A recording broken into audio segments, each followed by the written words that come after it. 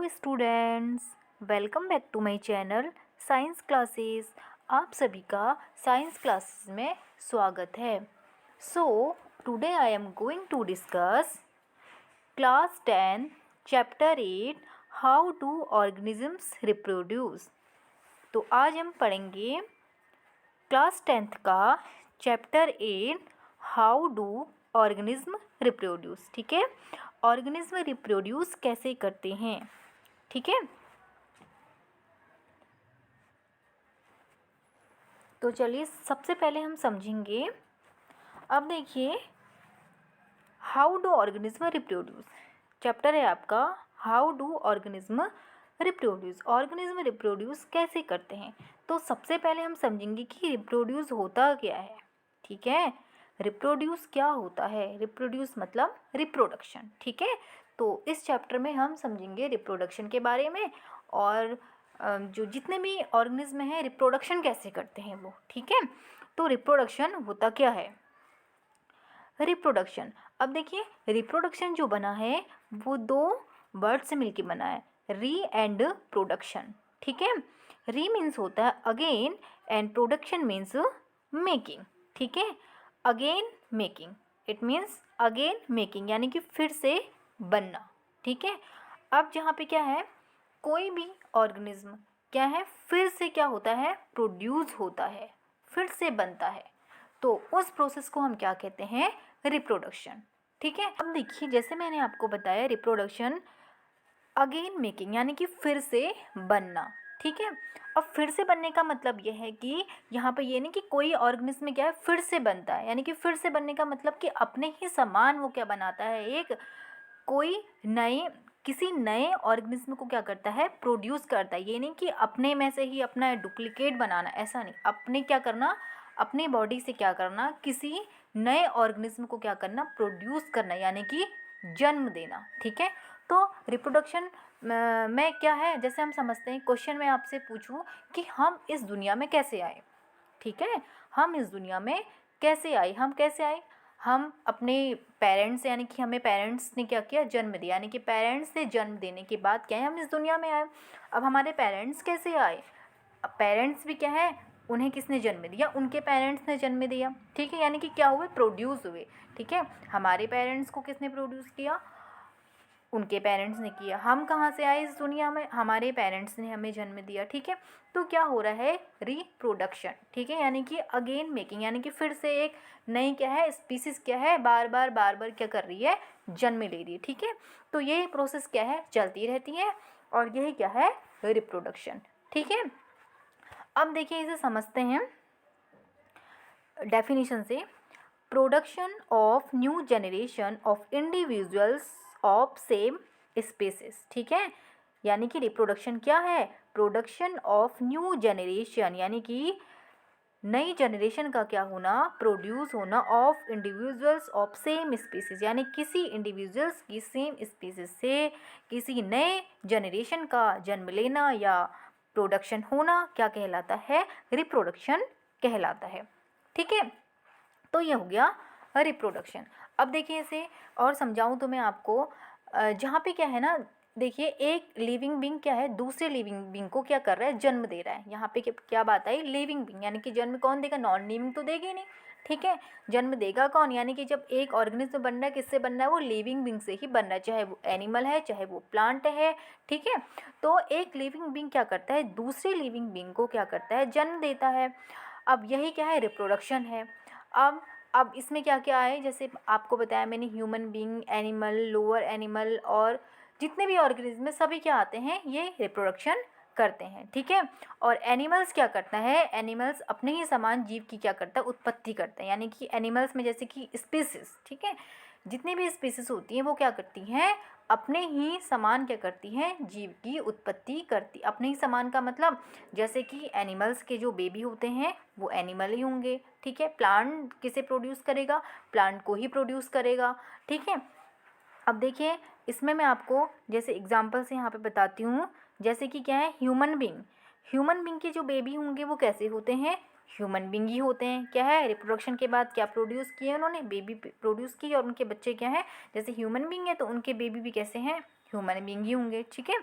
अब बात आई एनिमल्स की। देखिए एनिमल्स के जो बेबी होते हैं वो एनिमल ही होते हैं, जैसे काऊ का बेबी काऊ, या फिर इसमें देख सकते हैं हम टाइगर का बेबी, ठीक है, और ये जिराफ का बेबी।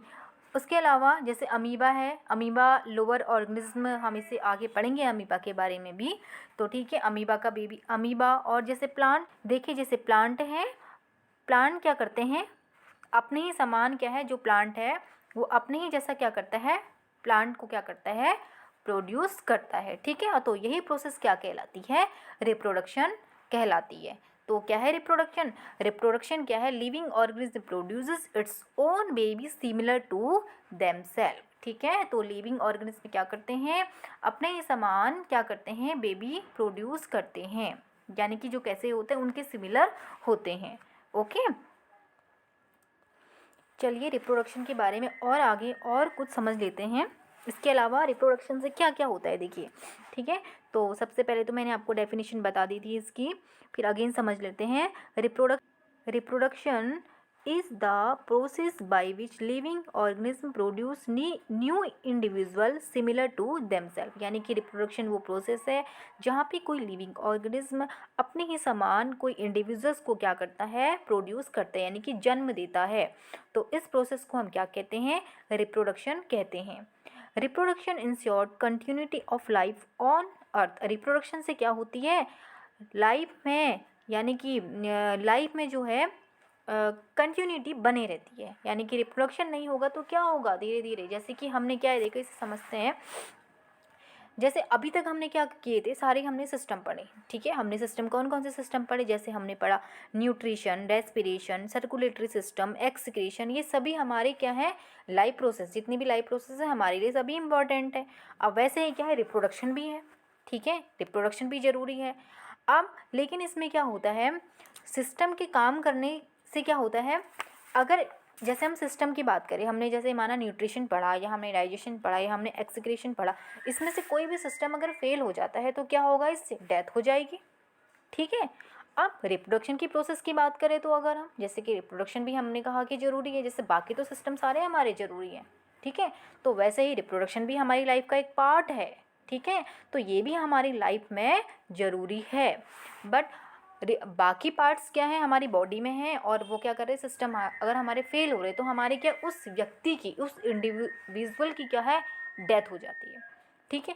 अब रिप्रोडक्शन नहीं होगा तो क्या होगा, डेथ तो होगी नहीं किसी इंडिविजुअल की। अगर वो रिप्रोडक्शन नहीं करेगा इसका मतलब ये नहीं है कि उसकी डेथ हो जाएगी, बट धीरे धीरे जितनी भी स्पीसीज अर्थ में होगी सभी रिप्रोडक्शन बंद कर देंगे तो क्या होगा, धीरे धीरे क्या है, वो अपनी जितना भी उसका लाइफ स्पान है तब तक तो वो जीवित रहेगा, ठीक है। जितना भी किसी भी इंडिविजुअल्स का, किसी भी एनिमल का, किसी भी ऑर्गेनिज्म का जितना लाइफ स्पान होता है वो अपने लाइफ स्पान तक क्या करेगा, लाइव तो रहेगा, बट इससे क्या होगा, न्यू जनरेशन आना बंद हो जाएगी, ठीक है। धीरे धीरे धीरे क्या होगा, ऐसे तो पूरे अर्थ में क्या है, सारे ऑर्गेनिज्म में क्या है, ख़त्म हो जाएंगे फिर, ठीक है। तो क्या है, इसीलिए यह रिप्रोडक्शन ज़रूरी है, किसको, ये हमारी जो अर्थ में लाइफ है उसकी कंटिन्यूटी को क्या करता है, ये बनाए रखता है, ठीक है। Next is reproduction is a bridge to hereditary transmission. अब देखिए जितने भी हमारे जो हेरिडिटरी कैरेक्टर होते हैं, गुण यानी कि ट्रेट्स जो हमें क्या है, हमारे पेरेंट्स से हमारे पास आते हैं, जितने भी लक्षण जो होते हैं ना हमें पेरेंट्स से मिलते हैं, वो सभी किसके बाद आते हैं, रिप्रोडक्शन के बाद ही हमें मिलते हैं, ठीक है। It involves continuation of characters from the parents to daughter cell by copying of DNA molecule present in the chromosome of the cell, ठीक है। अब इससे क्या होता है, कंटिन्यूशन यानी कि जैसे मैंने अब ये बताया, कैरेक्टर क्या होते हैं, कंटिन्यूशन यानी कि ट्रांसमिशन तो होता है किससे, पेरेंट्स से डॉटर सेल, यानी कि पेरेंट्स से बच्चों में जो गुण तो आते हैं, किससे आते हैं, वो किसके फलस्वरूप आते हैं, किसके बाद आते हैं, by copying of DNA molecule, जब डीएनए मॉलिक्यूल कॉपी होता है, ठीक है, molecule present in chromosomes of the cells. आप ये जानती हैं ना, सेल में क्या होते हैं, सेल हमारी बॉडी के स्मॉलेस्ट यूनिट होती है, बहुत सारी सेल्स से हमारी क्या है, बॉडी बनती है ना। अब देखो सेल्स में क्या होते हैं, सेल के भी ऑर्गेनल्स होते हैं, जैसे आप जानते हैं उसमें क्या है, न्यूक्लियस है, क्रोमोसोम है, क्रोमोसोम में ही क्या होते हैं, तो क्या होता है उसमें डीएनए मॉलिक्यूल होता है। तो डीएनए मॉलिक्यूल क्या करता है, जितने भी हमारे जो हेरिडिटरी ट्रेट्स हैं, लक्षण हैं, उनको क्या करता है, वन जनरेशन से दूसरी जनरेशन में लेकर आता है। Reproduction is essential for existence of life on the earth. ठीक है, तो रिप्रोडक्शन किसके लिए इसेंशियल है, हमारी जो लाइफ है उसको अर्थ में बनाए रखने के लिए रिप्रोडक्शन जरूरी होता है।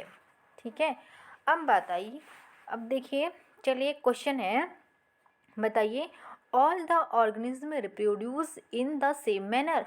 क्या सभी ऑर्गेनिज्म सेम तरीके से रिप्रोडक्शन करते हैं? जैसे तरीका, यानी कि जनरेशन को, नई पीढ़ी को लाने के लिए रिप्रोडक्शन जो होता है वो सभी ऑर्गेनिज्म में सेम होता है। सेम यानी कि जितने भी ऑर्गेनिज्म हैं वो एक ही तरीके से जो बेबी हैं उनको क्या करते हैं, बॉर्न करते हैं। क्या उनके तरीके सेम होते हैं? तो चलिए इसको समझते हैं हम टाइप्स ऑफ रिप्रोडक्शन से। ठीक है, सो टाइप्स ऑफ रिप्रोडक्शन, आप रिप्रोडक्शन के टाइप हैं, asexual reproduction, asexual reproduction and sexual reproduction. ठीक है, टू टाइप के रिप्रोडक्शन है, asexual reproduction and sexual reproduction. ठीक है, अब देखिए एसेक्सुअल रिप्रोडक्शन क्या है। एसेक्सुअल रिप्रोडक्शन में क्या होता है, सिंगल पेरेंट होता है। ठीक है,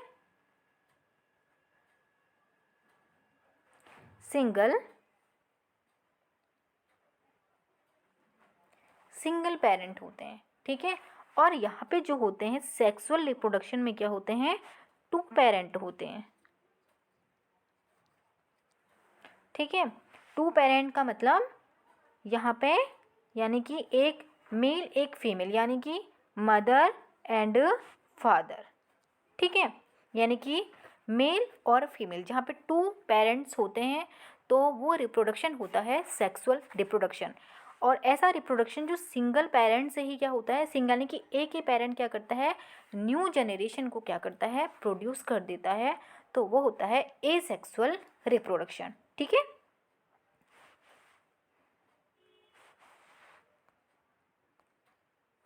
अब देखिए जैसे क्या है, अभी आपको बताया ये सब एग्जाम्पल हैं सेक्सुअल रिप्रोडक्शन के। ठीक है, ये सेक्सुअल रिप्रोडक्शन, यहाँ भी क्या होता है, सेक्सुअल रिप्रोडक्शन। ठीक है, ये सब सेक्सुअल रिप्रोडक्शन के एग्जाम्पल हैं। अब अगेन समझते हैं इसे, देखिए यहाँ भी दिया हुआ है एसेक्सुअल रिप्रोडक्शन के type.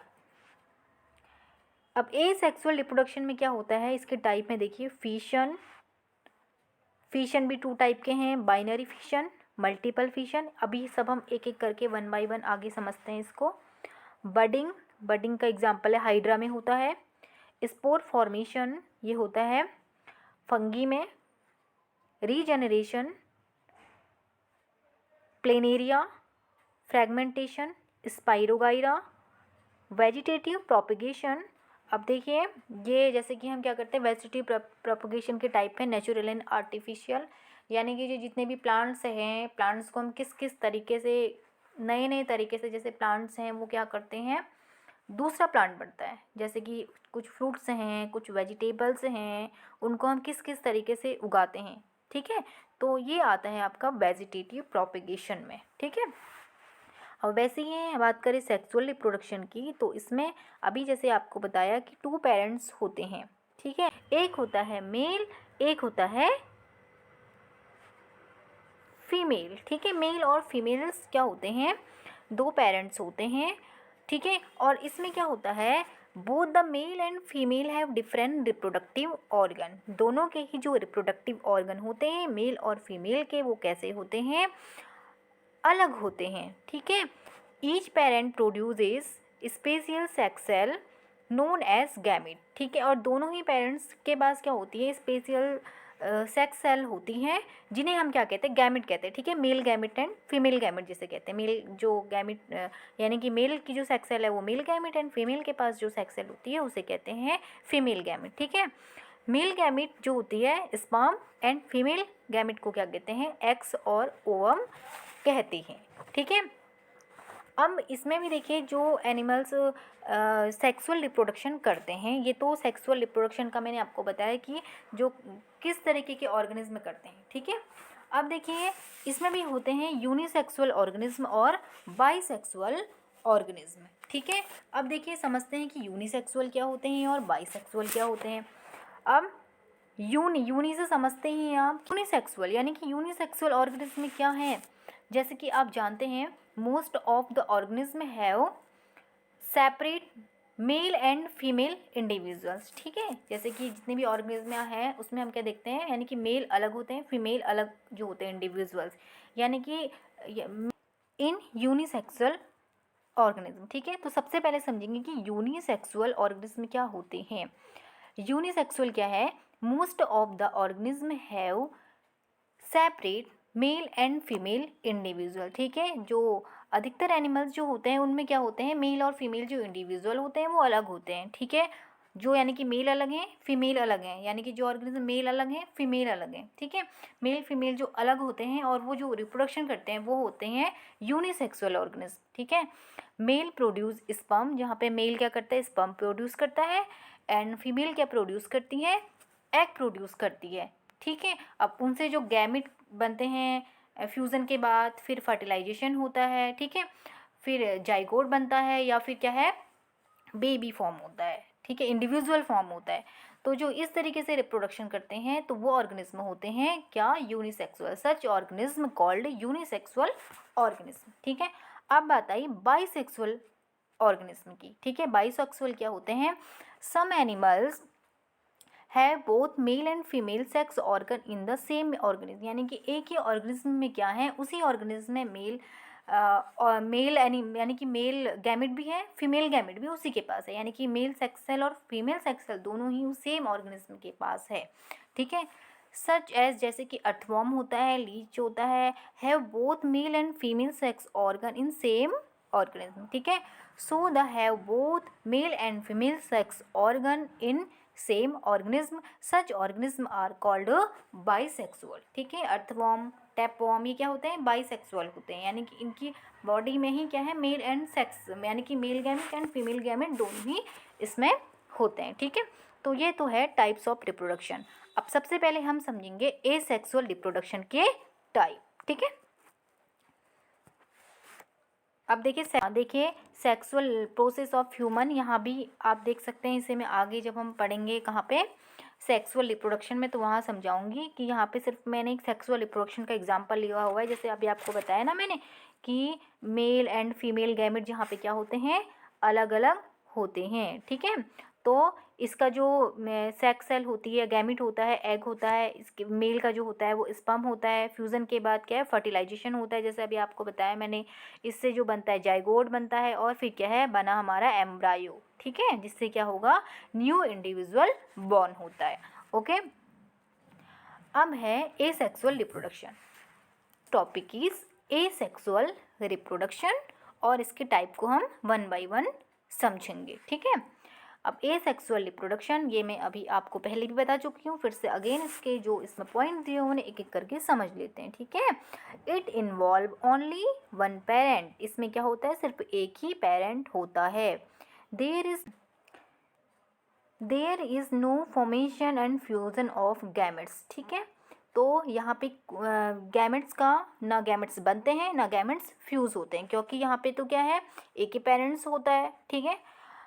The young ones formed are almost identical to each other as well as to the parent cell, और जो इसमें यंग वन होते हैं, यानी कि जो बच्चे जो फॉर्म होते हैं, यंग वन जो फॉर्म होते हैं, ऑलमोस्ट कैसे होता है, आइडेंटिकल, यानी कि पेरेंट्स के पेरेंट सेल जैसी होती है, सेम सेम बिल्कुल वैसे ही होते हैं, जैसे पेरेंट होते हैं, पेरेंट की कॉपी होती है सेम, जो यंग वन होते हैं, ठीक है। Sexual reproduction generally occur during favorable condition, environmental condition, and when there is abundance of food, यानी कि फेवरेबल कंडीशन वो होती है जहाँ पे इनको सारी चीज़ों की जो नीड है वो सब चीज़ें इनको मिल जाती हैं, वो होती है फेवरेबल इन्वायरमेंट या फेवरेबल कंडीशन, जहाँ पे लिखा भी है कि जहाँ पे इनको क्या मिल रहा है, फूड मिल रहा है। तो ऐसी कंडीशन में एसेक्सुअल रिप्रोडक्शन होता है। It is faster method of reproduction, ये रिप्रोडक्शन का सबसे फास्ट तरीका होता है, जल्दी, जैसे कि सेक्सुअल रिप्रोडक्शन में तो बहुत टाइम लगता है, ठीक है। इसमें क्या होता है, ये बहुत ही तेज़ी से होने वाला रिप्रोडक्शन है। अब इसका जो फर्स्ट हम समझेंगे बाइनरी फिशन, ठीक है। अब बाई का मतलब ही होता है क्या, टू, यानी कि फिशन मतलब बटना, ठीक है। इसके भी टू टाइप हैं, बाइनरी फिशन और मल्टीपल फिशन। मैंने आपको जैसे बताया, बाई मतलब टू, यानी कि 2 पार्ट में, यानी कि 2 इंडिविजुअल बन रहे हैं, वैसे समझ सकते हैं हम, जहाँ पे 2 इंडिविजुअल बन रहे हैं। और मल्टीपल मतलब बहुत सारे, ठीक है।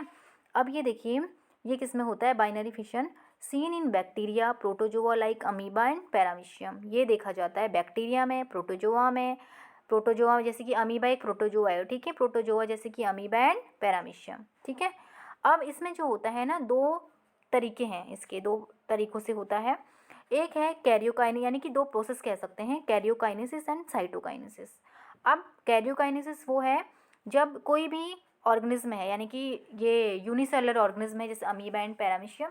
अब इसमें देखिए, तो सबसे पहले कोई सेल है, सेल डिवाइड हो रही है ना, ठीक है। अमीबा यूनिसेलुलर ऑर्गेनिज्म है, यूनि मतलब एक सेल, सेल ही पूरी बॉडी है, यानी कि सेल ही एक ऑर्गेनिज्म है।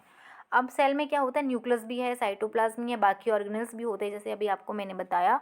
अब इसमें देखिए, सबसे पहले जो डिवीजन होता है न्यूक्लियस, न्यूक्लियस डिवाइड होता है, और फिर जो होता है साइटोप्लाज्म, यानी कि जहाँ पे न्यूक्लियस का डिवीजन होता है उसको कहते हैं कैरियोकाइनेसिस, ठीक है, कैरियोकाइनेसिस। और जहाँ पे साइटोप्लाज्म का डिवीजन होता है उसको कहते हैं साइटोकाइनेसिस, ठीक है।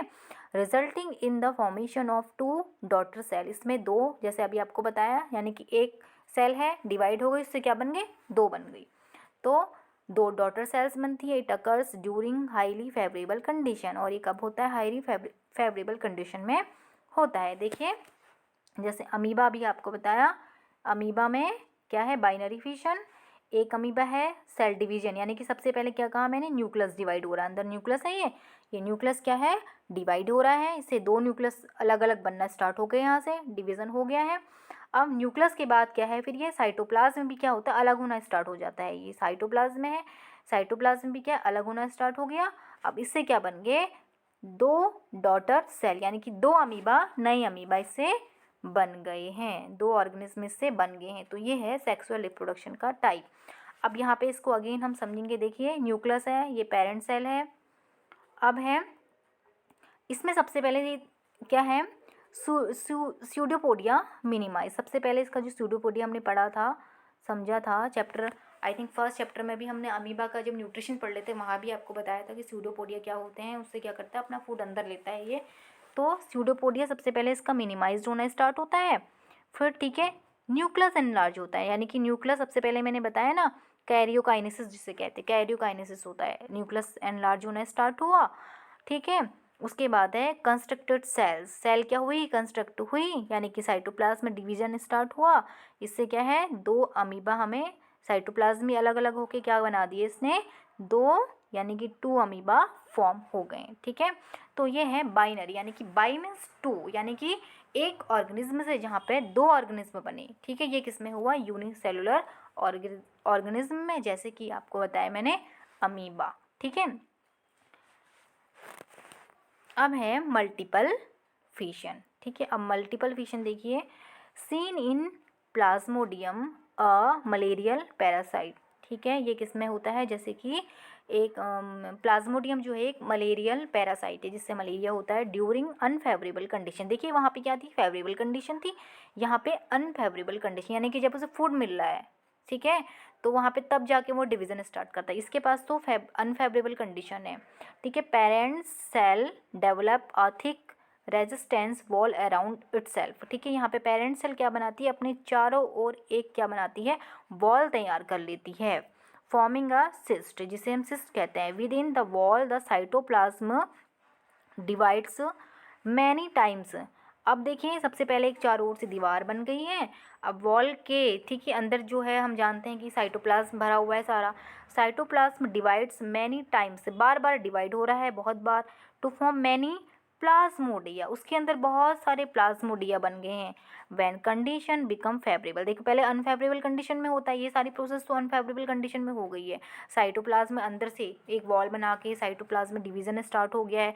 जैसे ही फेवरेबल कंडीशन आई, cyst wall break, favourable condition में वॉल ब्रेक हुई, प्लाज्मोडियम आर रिलीज्ड, और प्लाज्मोडियम रिलीज्ड हो गए। इसको डायग्राम से समझते हैं, देखिए कैसे हो रहा है मल्टीपल फिशन। जैसे अभी आपको बताया, एक प्लाज्मोडियम है, प्लाज्मोडियम ने अपने चारों ओर से एक वॉल बना ली, जिसे सिस्ट कहते हैं, सिस्ट सेल बोलते हैं।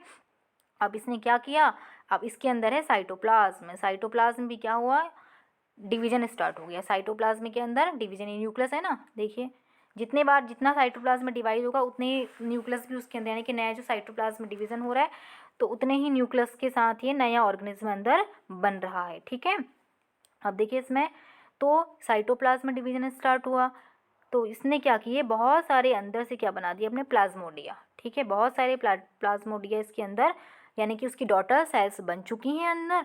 अब जैसे ये हो रहा है अनफेवरेबल कंडीशन में। ठीक है, ये सब क्या है, अनफेवरेबल कंडीशन में। अब जैसे ही कंडीशन फेवरेबल हुई तो फेवरेबल कंडीशन में इसकी जो बाहर की जो वॉल है वो ब्रेक होती है और ये प्लाज्मोडियम है वो क्या होते हैं, बाहर आ जाते हैं और बहुत सारे क्या बनाते हैं, ऑर्गेनिज्म, यानी कि बहुत सारे प्लाज्मोडियम इससे हमें मिल जाते हैं। ठीक है, तो ये है मल्टीपल फिशन। तो ठीक है, तो नेक्स्ट हमारा जो टॉपिक है वो हम पढ़ेंगे नेक्स्ट वीडियो में। ठीक है, तो नेक्स्ट हमारा टॉपिक जो है वो क्या होगा,